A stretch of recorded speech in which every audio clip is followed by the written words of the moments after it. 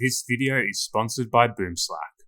Oi, I really need some anime merch to buy. Well, why don't you just buy from Boomslack, you moron? Boomslack is an anime lifestyle and clothing brand, consisting of phone cases, stickers, TV shirts, hoodies, notebooks, banners, and prints. All of the designs are original artwork, and personally think the Mecha designs look sick. There are over 2,500 comments giving positive reviews to the products. The products are top quality with original designs and at affordable prices. And if you use code One-Eyed King, you will receive 10% off your order. If you want to buy, click the link in the description for a cheaper order. But with that being said, let's get to the video. Alright, so on today's video, I actually made a video 3 years ago and I had a nice, interesting conversation about in that video whether Gon Freaks, if his character and characterization in the Chimera Ant Arc is actually a deconstruction and subverting shonen tropes. That was a comment with Alan Walker on the video Gon Freaks character analysis I made in 2018. So I've got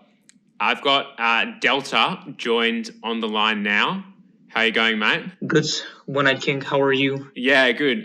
So what the main things when I made that video was that I was coming at it across that, a deconstruction is supposed to be a breakdown of something, breaking it down into small parts. And the subverting part, obviously it's undermining the power and authority of something.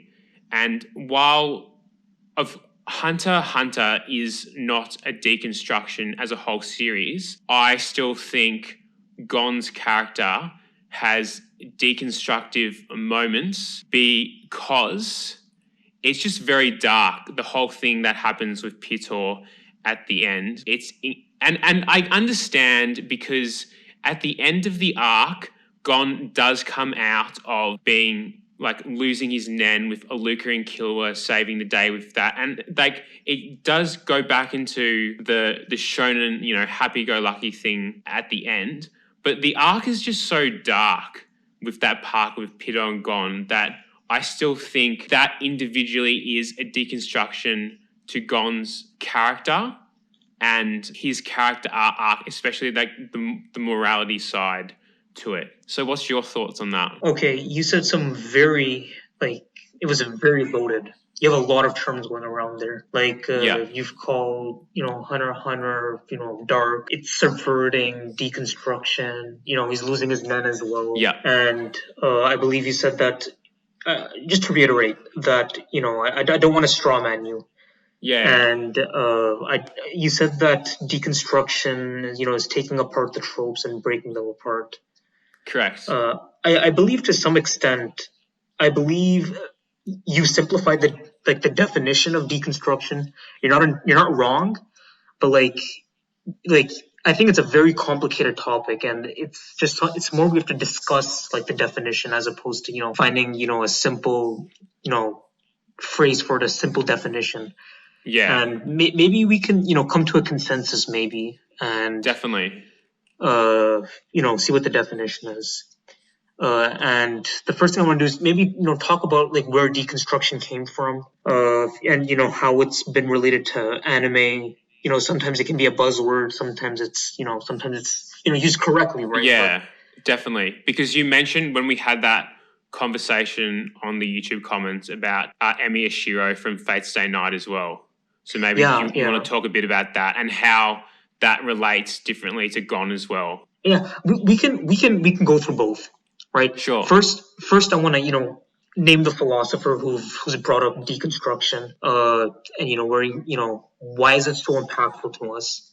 So yeah. I just want to start. The original definition of deconstruction is just simply to find the relationship between text and meaning. So you've probably played this game before.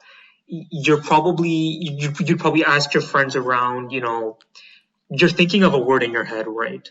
And you would be giving them hints on what that word is. So example, let's say you're thinking of a tree, right? What describes a tree as a word? It has leaves, it has branches, it has a stem, right? You would give these words out, and these are the hints, right? That you would say that would make up the tree. These hints can be called structures. and these structures can be patterns. What are the patterns that differentiates a tree from other objects, right? So, we said that, trees have leaves, stems, and branches, right? Well, a flower has that too, to some extent, correct? Yeah. Well, that's for Jacques Derrida, the father of deconstruction, the philosopher of, who's made that word. He was very vague with his definition, and that's what my interpretation is. So in turn, he says that, you didn't describe a tree, you described what a flower was. So now you're going to have to create definitions on what doesn't, create a tree. So let's say trees, when they're old, they're very hard. So what's a contradiction to that statement? It's soft. Trees are not soft. So in a way, you're deconstructing the patterns on what creates a tree by using contradictions. Flowers are soft, right? Really wiggly. They're very weak. Trees are very sturdy. So a deconstruction to that approach would be, trees are weak. So we can simplify this cheap definition as. And would you say, weak trees are, the old slim trees, if you had to contrast it, the ones that are dying soon? Yeah, well, they would be weaker than regular trees, but you could still say that they're still stronger than a flower, right? Yeah. Maybe there are trees out there that are like as thin as flowers. Maybe as thin as that, then my example would fall apart. But I think I've given a reasonable, simple, construct of what, why the meaning of deconstruction came from. Deconstruction is. So I just want to. Sorry, continue. Sorry, continue. Thank you. Deconstructions can be used in many topics, not just in for like biological trees. It can be used in political scenarios, historical scenarios, media like we're doing right now. In visual novels, anime, light novels, manga. It can be used in several areas, and deconstruction is such a broad thing, and I wanted to use a broad definition for it. Yeah. So try and relate this back to Gone Freaks. Gone Freaks. And Okay. Hunter x Hunter. With deconstruction in anime and manga, it's a media, right? It's a storytelling medium. Yeah. We have to find evidence that the author was likely, and this is an interpretation. I'm saying likely because we're not actually definite on it. That Togashi or the author of Hunter x Hunter or Nasu Kanoku. Yeah, let's stick to Hunter x Hunter for the moment. Yeah. So we have these authors who are coming out. Did they mean to give a deconstruction out there? And if they meant to do it, did they succeed in doing so? And I think those are the two standards. First, we must find that the author was trying to deconstruct it, and the second one must be, did they do it correctly? And to actually understand deconstruction as well, we're going to have to go through the tropes of shonen, fundamentally speaking. Yeah. And this can take a lot of years. Like we'd have to go. We can talk about Takashi's main inspiration, Dragon Ball. That was like the father of modern shonen, right? We can shorten the video by saying that we can. Yeah, it's fine. We can go. We can also go through Astro Boy. I'm still watching it. So I can't really say much on Astro Boy because that was a direct. Sure, I haven't watched a lot of it either. Yeah, so we're both on the out of the loop on that one. Would you, when you say deconstructions and subverting shonen tropes, do you think they overlap or do you think they're both different? Okay, so you can okay. There's a because I think that's the main disagreements we kind of had originally when talking about this through text. Actually, I think I might have misunderstood your previous argument. I might have strawmanned you, and I think we need to talk about deconstructing tropes or deconstructing shonen as a genre.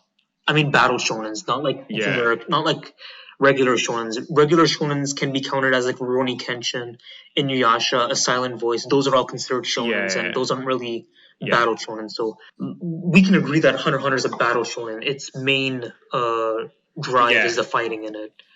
right? And like Naruto, Bleach, Dragon Ball, Yu Yu Hakusho, Fairy Tail. Mm. Those are like the main, the main appeal of it is the fighting. So it's considered a battle shonen, unlike Rurouni Kenshin and Inuyasha and A Silent Voice, which I believe A Silent Voice and Rurouni Kenshin to be much more thematically driven than combat driven. Correct. So I would even you say about battles, but can we differentiate between for individual characters like Gone Freaks, for example? Can we separate the deconstruction and the subverting shonen tropes to his character or not? Well, we have to come up with. There's a difference between subverting and deconstruction, in my opinion. Yeah, I agree. I think subverting is okay. These are the tropes. Or this is the genre. I'm gonna flip it upside down, right? And I think deconstruction is this is what it looks like inside of their mind. Like I think that's what it is. Yeah. And when you're saying this is what's inside the mind, I think this in itself contradicts what what the authors are trying to say. They're trying to say, what, this genre, it's not doing these tropes correctly, or they're not showing enough for it. So I'm going to show you a different perspective for it. Yeah. So like you said before, we have to find out if for Hunter x Hunter, if Togashi actually meant for that part of the Chimera Ant Arc to be a deconstruction, if that was in his mind, or if this is just Gon Freaks' characterization, just subverting his tropes from a typical shonen. Yeah, so we can talk about how dark, how murderous, Gon was. When I believe Komugi was injured and Gon threatened her life because Pito had killed Kite. We see like Gon in an emotional turmoil. And I think a lot of Hunter x Hunter fans might agree with you that maybe that is a deconstruction. Maybe it is. I personally don't think it is, and I think it's because of Togashi's main inspiration of Dragon Ball Z. And I brought Dragon Ball. Yeah. I brought up Namek Saga and Cell Saga. So in the Namek Saga, Frieza kills Krillin. Sorry, spoilers. But everyone's seen Dragon Ball. If you've seen Hunter x Hunter, you've seen Dragon Ball. Yeah. And Goku gets very mad and turns into a Super Saiyan, and then he fights Frieza. Yeah. Now, the main thing I think this is subverting the tropes here for that, if we compare that now back to Gon, is because when after Kite died, he threatened Komugi and was going after to kill Pitor, which he actually does very violently compared to Goku is a lot more compassionate and has a lot more of a morality in a sense. He's being merciful, letting Frieza live multiple times at the end. I think yeah, I can agree that Goku was pretty lenient with him. But you have to realize is that when Goku first turned Super Saiyan, you have to hear what he said to his son. He specifically said to Gohan, pick up Piccolo, go back to the ship. He told him that. And Gohan was scared, and you can tell that Goku was friggin' frustrated with him. Like, he was, dude, take Piccolo right now or I'm going to lose all sense of myself. He literally threatened his own son, something, he's never shown throughout the whole show. Even in the flashback arcs in Dragon Ball, you can see that Goku was, very caring, is very loving towards Gohan. He may have been a very, neglectful father, but when he said that to Gohan, I think that was one of the reasons why Dragon Ball got so popular, and I think that's Togashi's main inspiration. It isn't so much that Gon deconstructs it. I think it's much more that I think a lot of fans, hadn't experienced Dragon Ball, or they didn't see Dragon Ball worth analyzing compared to Hunter x Hunter, and Togashi might have been much more straightforward with the tropes. Maybe a lot of, I don't know. I'm pretty sure you said that you've experienced Naruto. I'm assuming you experienced Dragon Ball around the same time. Yeah, probably about 5 years. I watched Dragon Ball about 5 years earlier than Naruto, 4 or 5 years. Okay. Yeah. I'm assuming you were around 14, 13, 15 around the time. I was about 7, 8 years old when I first watching DBZ here and Okay. there on the TV in the morning, I'm assuming. early 2000s, and then Okay. Naruto on TV about when I was about 12, 2007. So around the same time, I guess. Okay. So can we make the assumption that you didn't analyze Dragon Ball the same way that you did Hunter x Hunter? Like comparing to Correct. Yes, I did not analyze. This isn't an attack on you. This isn't an attack on you. Yeah. No, it's fine. I never analyzed Dragon Ball back then like I did now as a kid, and that would have been the same with Naruto until I was a teenager. Yeah. Probably the first few years I wasn't really analyzing anime like this. And I think this is a great discussion to have. But I can agree with you that if Hunter x Hunter was a deconstruction of what Naruto was, I could believe that. But Hunter x Hunter came before Naruto, I believe, maybe 3-4 years earlier. Yeah. So a year before. Oh, a year before. Sorry, I'm very bad with the years on that one. But the main thing, I agree with all that. The main thing I have, can I say one thing? Sorry. Yeah, go ahead. Yeah, I think Hunter x Hunter does subvert tropes, not necessarily deconstruct. I believe Hunter x Hunter wanted to fix all the problems Dragon Ball had, right? Because it goes a lot more dark, Hunter x Hunter, towards the end with the themes. Yeah. There's a lot of tonal shifts as well. I mean, at the start, it's very lighthearted, shonen-esque. Then the York New arc dips into a crime gangster, a bloodbath with guns, and then the Chimera Ant arc dips towards love and genocide. But in the middle, you have Greed Island, which goes back to the shonen tropes, and the York New, the Heavens Arena arc goes back to the shonen tropes as well. It's mainly in the Chimera Ant arc, Gon Togashi writes Gon's character subverting the tropes, in my opinion, massively when he kills Pitou. He has no remorse. I mean, we have it go back towards the end when Gon loses his Nen and then Killua gets Aluka to fix Gon eventually. So it kind of reverts back to shonen tropes at the end of that, but in that Chimera Ant arc with Gon and Pitou, there's a lot of subverting tropes happening. When I'm talking about subverting tropes, I don't just mean Chimera Ant arc. I think Togashi was subverting tropes from episode 1, I think. I not necessarily a deconstruction, but subverting expectations. And the first thing that comes up is the way that heavens are... Here, let me start from the beginning. I believe Togashi looked at Dragon Ball and he said that, you know what, I see a few problems here. I can see some, I don't think the tournament arc up in the Kai's realm, like where the afterlife is, he doesn't think that was interesting setup, right? I believe he wanted to make it more interesting. And with the way that Heaven's Arena is structured, there's no, time limit. It's a tournament arc still, right? But there's no specific time limit. Nobody actually wins a final prize. It's a nonstop tournament that always goes on. You go up and down floors. I believe it was 10 floors, I think. If you lose a match or if you win a match, you go up 10, you lose 10. I believe Togashi wanted to make that interesting. Togashi certainly added more monologues during, the Hunter exam. When that old lady gave a riddle at the beginning, there was some thinking to be done, though I don't think Togashi was looking at the audience perspective, but more so from his perspective that, when these questions are asked, how can I make it more interesting?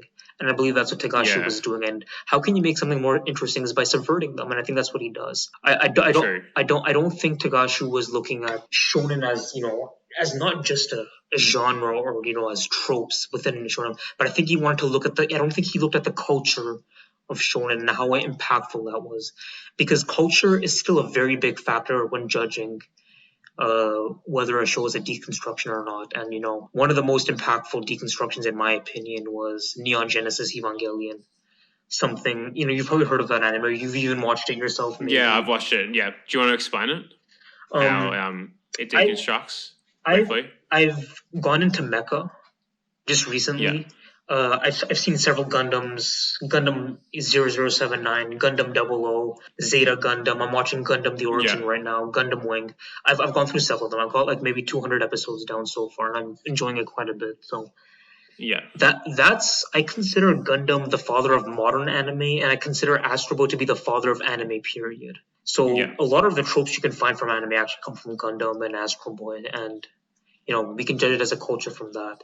And I believe Evangelion wanted to deconstruct Mecha, and a lot of Gundam fans will say that Ava is not a deconstruction because a lot of what's inside Ava is inside Gundam as well. Example, in Gundam, you have, I won't go too deep into it because you haven't seen it, but I will say that Amuro Ray, the main character of 0079, has several daddy issues, is, parental problems, right? Like Shinji does. And a lot of deconstructionists that are anime fans or a lot of Ava fans will say that Ava's a deconstruction because Shinji has a lot of problems with his father. But like Gundam fans are going to say that, but that doesn't contradict what happened in Gundam. And to an extent, I can agree with them. I agree with you, Gundam fans, that Gundam has Amuro or Camille from Zeta Gundam. They have parental issues, but I feel like that's not the driving force of their character. And I feel like when Hideki Anno, the director for Evangelion, he sees this and he says, "This is BS, man." I don't think Amuro from 0079 or Camille from Zeta, I don't think their parental relationships are explored enough because I feel like it was an idea that Amuro develops from, right? In like episode 6, 7, 8, or 9 when he accepts his responsibilities into being a Gundam pilot. Same with Camille. I think he maybe around like episode 30. And each of these shows are like between 40 to 50 episodes, so you can tell that's not the main driving force. Whereas Shinji has always had a problem with this family dynamic, right? It's been there since episode 1 to episode 26 to the end of Evangelion, the movie. And, and he never recovers from it. He doesn't recover from it until episode 26. Or if you want to go like an alternate route, the end of Evangelion, which is like an alternate ending in my opinion, that, he continues to reject himself. And because he rejects himself, everyone else will reject him. And by that, his father rejects him as well. And that's his driving force as parental relationships. And I feel that's what Hideki Anno did. He's criticizing that Gundam. He's criticizing Yoshiyuki Tomino, which was the director of Gundam 0079 and the other Universal Century timelines that, I don't think he went too deep into it. And that's what Hideki Anno was trying to say. And so if we compare that to Hunter x Hunter again with Togashi, with different from Ava, Togashi, maybe he wasn't trying, in his meaning of how he wrote this series, he wasn't trying to make Hunter x Hunter and the Chimera Ant Arc with Gon not necessarily so different compared to the previous shonen that came before him, like Dragon Ball. Sorry, can you say it again? So how you were saying about if trying to relate Hunter x Hunter to Ava, to Dragon Togashi Ball. Didn't. Yeah, so okay. Togashi, kind of similar with Togashi and Toriyama with Ava, with Hideaki Anno and the creator of Gundam. Togashi, in his meaning and how he wrote the series in the Chimera Ant Arc, he wasn't necessarily trying to break down the shonen tropes to an extent. So he wasn't trying to make it different from he wasn't actually directly trying to make it different from Dragon Ball and the other similar shonen that came before him. It was just something that came apart as just an indirect subversion, probably. I think it was a direct subversion. I think it's deconstruction is not a subversion. Those are two totally different things. Yeah. I did say it before. Subversion is just flipping the tropes upside down, and deconstruction is this is what's inside of the mind of a hero. If you want me to go on the mind of the shonen protagonist, I can talk with Shiro Emi if you want. Yes, because you mentioned at Fate's Day Night, Shiro Emiya, even though Fate's Day Night is mainly it's not a shonen, it's a fantasy visual novel and anime, essentially. You're but right. Shiro's character has many shonen elements and tropes to it. Yes, I agree with that. He is. Yeah. Uh, So do you want to explain that, why you think Shiro's character is a deconstruction to shonen? yeah. Before that, we can talk about why Fate Stay Night's not a shonen and how that could possibly relate to a deconstruction. Yeah, sure. So Fate Stay Night's not a shonen. You're correct on that. Even if you look at the manga adaptations from the visual novel, you can see that's published under seinen, same as Berserk, right? Berserk is a seinen. Fate Stay Night's also adult demographic. Yeah. So you could be. You're right that it's not a shonen, but I don't necessarily think that you have to be a shonen to deconstruct shonen tropes. I believe that if the author is trying to find elements within a shonen and he wants to, show the mind of characters who portray these elements, I think that's good enough for me on what a deconstruction is, as long as it, as we uphold what Jacques Derrida, the philosopher of deconstructionism, was trying to say, and that was, contradicting the text and the meaning behind it. And I think, for one, you'd have to read the visual novel, but if you can just simply look at the Reddit boards and see why it is so, but I can explain it as well, which was the main video. And the main thing I'll tell you is that there's like 40-something endings in the visual novel for Fate Stay Night. Could be 48, 45, it's around that. And I believe out of 40 of those endings, like 40 out of 45, 48, Shiro dies. Like he gets slaughtered out there. And, shonen protagonists don't die, as you can see. Yeah. That's one of the main and because in the 2006 anime for Fate Stay Night, Shiro lives at the end, doesn't he? He does. He does. And he does. In the anime, that's because Dean Studio didn't want to adapt like the 20 other different endings in the Fate route. Also, keep in mind that the Fate route is not where the deconstruction happens. The Fate route, the main purpose of the Fate route, other known as the Fate 2006 series, is to show a few things. One, the world building and the logic behind, the Fate verse, the Type Moon verse, the Nasu verse, and the second is, to show some of the basic tropes that you would find in shonen. It's like a rehash of like tropes. You can tell with this because during the Berserker and Saber fight, and Shiro, when Shiro projects Caliburn, there was a huge Deus Ex Machina, like an Aspel, and that was very bad for the story. But I think it makes sense because a lot of shonens have these Deus Ex Machinas, and I think that's why the Fate route isn't well liked. I don't like the Fate route either. I think it's, in my opinion, the worst route out of the three in the Fate Stay Night visual novel. That's going to get a lot of Fate route fans angry at me, but that's my opinion. It's not an objective fact. It's just personal for me. And that's because of what it represents. But it is. But the visual novel goes into many different endings. Yes. That kill Shiro. Yes, 40 of 20 endings. In the Fate route specifically is 20 endings, but it maybe could be like 50, maybe not 20, maybe like 13, 12, 11, somewhere around there. And then you have the Unlimited Blade Works route. I don't know if you've seen Unlimited Blade Works 2014. I've seen all of them, but I've never played the visual novel. Okay, well, yeah. So is the visual novel all Fate Stay Night, the visual novel, and then Unlimited Blade Works, Heaven's Feel, the Fate route? They're all inside that one game. Different routes you can go. There's 3 routes. And there's 3 routes. Like there can be like 50 possible endings. Yeah, somewhere around like 40, 50 different endings. There's like 10 to 15 deaths you can get like per route in the ending. It's around there. I don't remember. It was a long time I played it, but I remember some of the details. Do you remember Archer's identity? Don't say his name, but just say like yes or no. Yes. Yeah. Yes, Okay. So Fate Stay Night spoilers here. If you haven't seen Fate Stay Night, Unlimited Blade Works, I highly recommend you watch it. You pause the video because it's very major spoilers. Go ahead. Okay. Yeah. So Archer's identity is Shiro Amiya. We can agree on that, right? Yeah.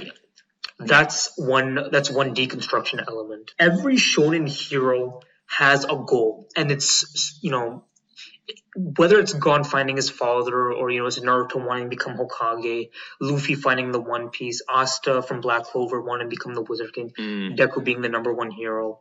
I believe when Kanoko Nasu, the author of Fate's Night, sees these goals, he's thinking in his mind, okay, if they achieve these goals, will it lead them to happiness? Will it lead, they're already happy as it is, but will it fulfill what they're missing?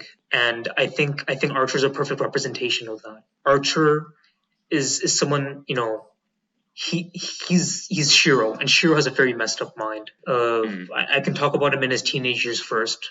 Archer, Shiro. Archer doesn't like his past, his previous goals he had, and that's why he rejects it in a way. It isn't. This is the complicated part, and a lot of Fate fans will get interpretations different from each other. But I don't know if you remember when Ilya dies in Unlimited Blade Works, when Gilgamesh he sticks his hand in her chest, pulls her heart out. I don't know if you remember. I haven't seen in Unlimited Blade Works. Yeah, I remember. Yeah. Okay, yeah. Shiro was really upset about that. I don't know if you've noticed, but he had bags underneath his eyes. It looked like he was he had insomnia. Like he literally looked like that. Yeah. Even though he didn't lack sleep. And you can tell when Rin asks him, "Why do you care so much?" If you look at the way Shiro tilts his head, he looks extremely messed up. It's because he cared about everything. That was his whole character. Yeah, and I think, side, yeah, and he didn't even know her. Not even important to Shiro Emiya. Ilya's a nobody to him, and he cared so much, and she tried to kill him. He doesn't even care about his own life. He has no self-worth whatsoever. That's why he keeps on harming himself. A lot of people call Shiro Emiya an idiot because he's always throwing himself into danger. But that's because of his mental issues that he has. He has survivor's guilt, he has hero's complex, and he has post-traumatic stress disorder. And he got that because he doesn't believe he survived a tragedy that he survived from. Kiritsugu Emiya, his adoptive father, saves him from a tragic incident that he himself caused. And, she was very traumatized by that fact. So when he can't save anyone, he becomes mentally screwed up. And what happens if Shiro was the one that was pulling the trigger behind and killing somebody else? That would put him in the same state of mind when Ilya was killed. So think about it. Think about how Archer feels in that scenario whenever he's pulling an arrow at somebody who's neither an enemy nor an ally to him. He's killing innocent people, and he's doing the opposite of what his job is meant to do as a counter guardian when he made a pact with the unconscious mankind, Alea. That's what she's called, Alea, or it, or him. I'm not sure what the gender is, but Alea is like a supernatural being that you can make a contract with, and Archer made a contract with Alea, and he became a counter guardian. He made a pact because he wanted to gain the power to do miracles, and that was his pay that he had to give up his whole afterlife. So he lives an infinite number of times killing the people that he wanted to save, and he gets, every single time he does that, he gets a reaction similar to how Shiro was when Ilya was killed. Can you imagine going through that as a character? Your whole dream was to be a hero. You achieved it, and it's not what it turned out to be. And I think when we look at Derrida, Jaquan Derrida's and his ideas on deconstruction, this is the mind of what's inside of a shonen protagonist. I think that Archer and Hero's Dynamic is a perfect representation of that. But Unlimited Blade Works is a deconstruction, I would say, but I don't think it goes as deep as Heaven's Feel did. And have you seen Heaven's Feel? I don't want to spoil anything. I haven't seen Heaven's Feel. Ooh. Yeah. No, we'll leave Heaven's Feel. I think the Fate Route's good. But you said a couple of interesting things, and I'm going to try and relate it back to Hunter x Hunter of the Chimera Ant Arc, because one of the main things you mentioned was that Shiro cared about everyone's life, even for people that he didn't know. And when he saw deaths, he'd just get very angry, like with Ilya. He wouldn't get angry. He would get, his trauma would just go into, overdrive. I don't think Shiro himself can't really feel anger. I've never really seen him feel angry before. compared to how Gon felt angry or how Goku felt Yeah, angry. it's just like he had to be the hero in a sense. To relieve Wasn't even himself. yes. It's a coping mechanism. Like, Yeah. he's addicted to saving people. Like I believe Kite's death was much more interesting than Krillin from Dragon Ball, right? And I think that's because, like I said, Togashi wanted to make Hunter x Hunter a more interesting Dragon Ball. And I think he succeeded in doing that. I like Hunter x Hunter better than Dragon Ball, in my personal opinion. I don't think highly as much as other fans of those shows, but I can still see the effort that both Toriyama and Togashi have put into their work, and I can see where Togashi gets his inspiration from. I also think that from an interview, I can link you later in the chat that what Nasu's inspiration were, and he was inspired by two major works: Neon Genesis Evangelion, which is a deconstruction. I've given my interpretation on that, and Revolutionary Girl Utena. That's another deconstruction that we didn't talk about, and it's another one of my favorite animes as well. And while it doesn't subvert shonen tropes, it subverts shoujo tropes, and I find that incredibly thought provoking. And it's a classic in my opinion, made in 1997, typical old school anime, and I think it deconstructs quite a bit in the shoujo genre from what I'm seeing right now. Relating back to Fate Stay Night, about how Shiro wanting to be a hero, having a goal in a sense. If we compare that to Hunter x Hunter, Gon had the goal of finding his father, Jing, at the time. So I can definitely see now where the difference is, where it seems more subverting tropes, and Togashi didn't really explicitly want to create a deconstruction for this part of the series because of that. Yes, I could partially agree with that. I can. I think I believe Hunter x Hunter was just like the retelling of Dragon Ball, and it became a hit. Like when it got on Netflix, my younger brother got into it, my cousins got into it. I've got a lot of friends that are into it as well. And not a lot of them are Fate fans. Maybe like one or two of them are Fate fans in my social circle. But Hunter x Hunter was a big hit, and I think it did a great job at subverting its trope and surprising people. I didn't see Gon as some sort of angry character who could lose his mind so much that he loses it. Like, goddamn, like he loses an arm. I don't remember who cut it off. I think it might have been Pito. They went at it, and Togashi was like, "Voila, this is what I wanted to show you. This is what Dragon Ball would look like in modern times. Something, but a lot of a darker twist. Yeah, a darker twist. I also wanted to clarify one more thing, that a deconstruction doesn't have to be dark. I don't think Unlimited Blade was that dark in my opinion. And darkness can be an element used to subvert hope. I can agree with that, but I don't think that was the case here in Hunter x Hunter. I think that was Togashi's way of subverting it, as opposed to telling us this is what's inside of the mind of our protagonist.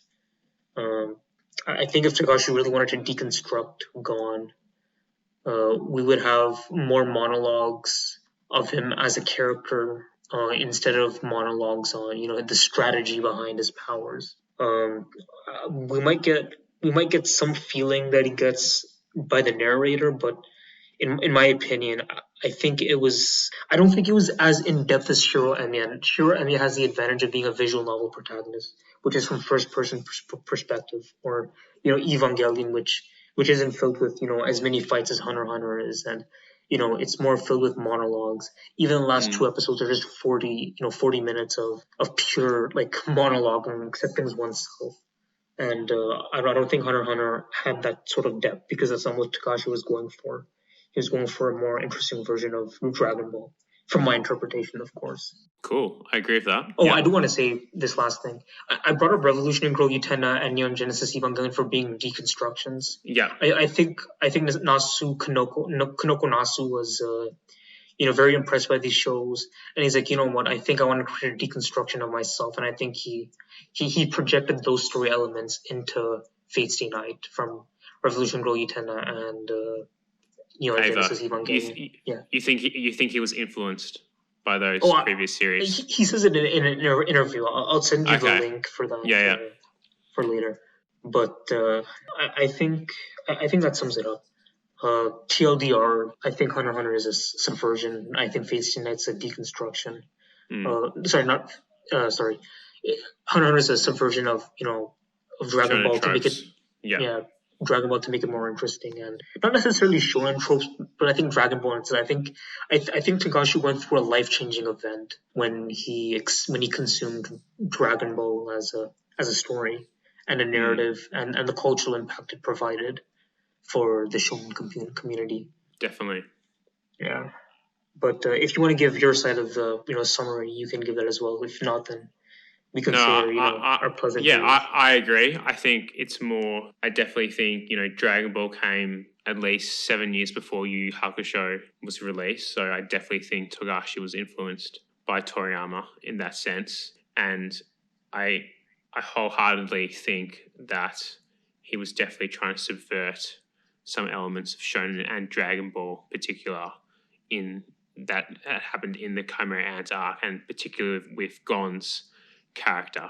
Definitely, yeah. Okay, yeah. I think that's going to be the end of the video. Anyone who watched to the end, thank you very much. Thank you so much. And thank you for coming on, Del. So that was actually a very analytical explanation. I loved listening to it because I feel it's very good to discuss these kind of like elements in relation to anime analysis, because it's better than it can be better in a script in a sense, because you're having two people obviously talk about it, giving opinions, and you're very knowledgeable about the history of deconstructions as well. So I think with an anime. Yeah, with an anime. Broadly. Not broadly. But like you did research just on the philosophical elements of deconstruction in a sense. Yeah. So you have a broad understanding of it, and I only know the meaning behind it and how it is related to anime. And obviously, there's obviously a clear difference between deconstruction and subverting tropes, but when you're having a podcast discussion like this, it's easier to wrap out some of this analysis and the different issues, for sure. Oh yeah, for sure. I would recommend a few other things. You can check out Deconstruction on TV tropes just to get a general idea. Don't use that as like a standard for like a final opinion, but use it as more of like research material to form a final opinion as opposed to a result. Use it as a means, right? Use Wikipedia on definition of deconstruction, Quad Derrida. Maybe you'll find something that I misinterpreted, and maybe you want us to talk again on this, and I will be happy to do so. And you also might want to check down post-structuralism and structuralism, because structuralism is very important for coming deconstruction, and I believe that's another very large topic that will take like another 40 minutes to talk about. So maybe if you have another idea for our next video, we can do that as well. Or I mean, generally speaking, if you're going to talk about anime culture in general, like not even relating to deconstruction, just like a criticism towards it, you can have me on that as well. If you're lacking any ideas, yeah, sure, we can we can talk about it on Discord for sure, because I enjoy talking to you. It's cool. It was good. I hope everyone watching, if you watched it towards the end, thank you. I hope it was actually clarified some of the, I guess, issues or the ambiguity between deconstructions and subverting tropes, because I feel like a lot of people make content about deconstructions where it might not necessarily be a deconstruction. So yeah, it was great to have you on and just talk about it. All right, thank you so much, man. Awesome. Thanks everyone for watching. If you want to follow me on Twitter, I'll have a link, and if you want to add me on my anime list, you can go ahead and do that.